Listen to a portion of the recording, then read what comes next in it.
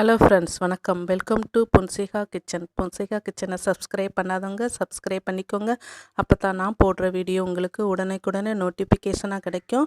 இன்றைக்கி நம்ம ஒரு சூப்பரான ரெசிபி பார்க்க போகிறோம். இந்த குளிர்காலத்திற்கும் கொரோனா காலத்திற்கும் ஏத்தமான ஒரு ரெசிபி. நம்ம அன்றாட பயன்படுத்தக்கூடிய பொருளை வச்சு தான் நம்ம பார்க்க போகிறோம்.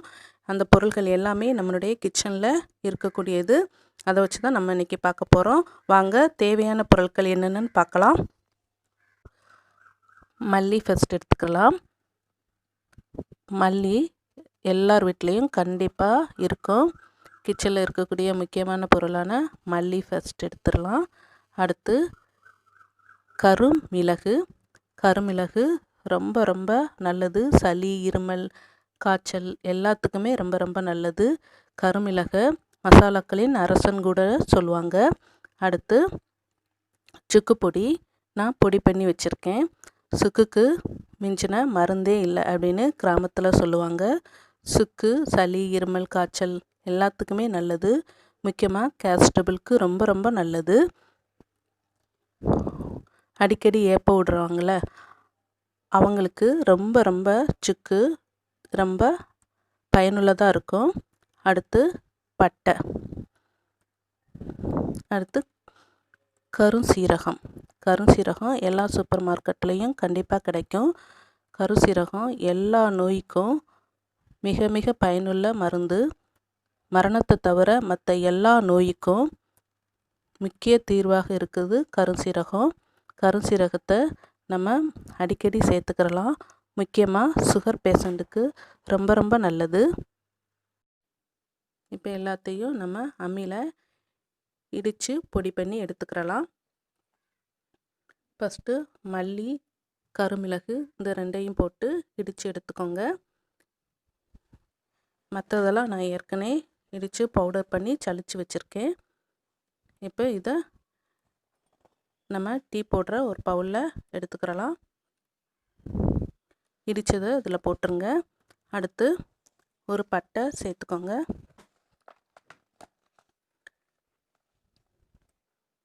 சுக்கு பொடி, அடுத்து ஒரு பிஞ்ச் அளவுக்கு கருஞ்சீரகம்.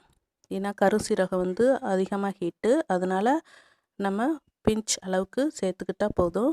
நான் 2 பிஞ்ச் அளவுக்கு போட்டிருக்கேன். 2 பிஞ்ச் போதுமானது.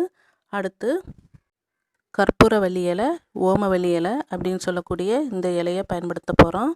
இது சளிக்கு ரொம்ப நல்லது. நம்ம தொண்டையில் சளி இருந்தால் கூட இதை சேர்த்து நம்ம குடித்தோம் அப்படின்னா சளி நல்லா கலண்டு வெளியில் வந்துடும். சளிக்கு அவ்வளோ ரொம்ப நல்லது.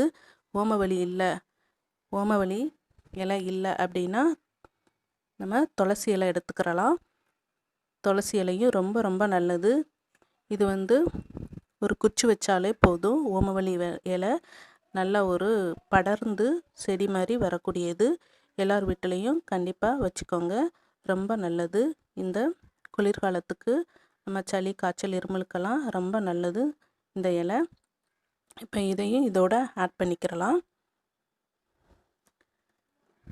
இப்போ தேவையான தண்ணீர் 300 மில்லி தண்ணி ஊற்றிக்கிறேன். 3 கிளாஸு போட்டுக்கோங்க. 3 கிளாஸ் ஊற்றுனதுக்கப்புறம் நல்லா கொதிக்க விட்டுருங்க. கொதிக்க விட்டு 100 மில்லியாக வர அளவுக்கு வற்றி வரட்டும். இப்போ இதோட பொடி பண்ண நான் கருப்பட்டியை பொடி பண்ணி எடுத்திருக்கேன். இதோட கருப்பட்டி ஆட் பண்ணிக்கிறலாம். கருப்பட்டி அயன் சத்து நிறையா இருக்குது. நீங்கள் கருப்பட்டி இல்லை அப்படின்னா நாட்டு சர்க்கரை, வெல்லம் இல்லை பனங்கல்கண்டு இதில் ஏதாச்சும் ஒன்று நம்ம சேர்த்துக்கிறலாம். ஆனால் சுகர் மட்டும் ஆட் பண்ணக்கூடாது. இப்போ பாருங்கள், நல்லா ரெடி ஆயிடுச்சு. நல்லா கொதி வந்துருச்சு. நம்ம 300 மில்லி ஊற்றின தண்ணி இப்போ 100 மில்லியாக நல்லா வற்றி வந்துருச்சு. இது சளி, இருமல், தலைவலி, பசியின்மை, வாய்வு இப்படி எல்லா நோய்க்கும் ரொம்ப பயனுள்ளது. இதனுடைய பொருட்கள் நம்மளுக்கு சீப்பாக இருந்தாலும் ரொம்ப உடம்புக்கு இந்த தேநீர் நல்லது.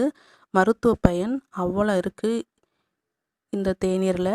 நம்ம இதை காலை மாலை 2 வேளையும் அருந்தலாம். சளி, இருமல், தலைவலி, பசியின்மை, வாய்வு இதுக்கெல்லாம் ரொம்ப நல்லது.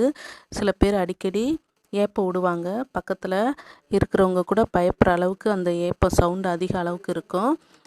அந்த வாய் பிரச்சனைனால சில பேருக்கு வயிறு கூட நல்லா உப்பி பலூன் மாதிரி இருக்கும். இந்த மாதிரி நோய்க்கெல்லாம் ரொம்ப தீர்வு இந்த தேநீர். நம்ம அடிக்கடி போட்டு குடிக்கலாம். இப்போ குழந்தைங்களுக்கு 10 வயதுக்கு உட்பட்ட குழந்தைங்களுக்கு 1/2 கப்பும், பெரியவங்களும் 1 கப்பும் குடிக்கலாம்.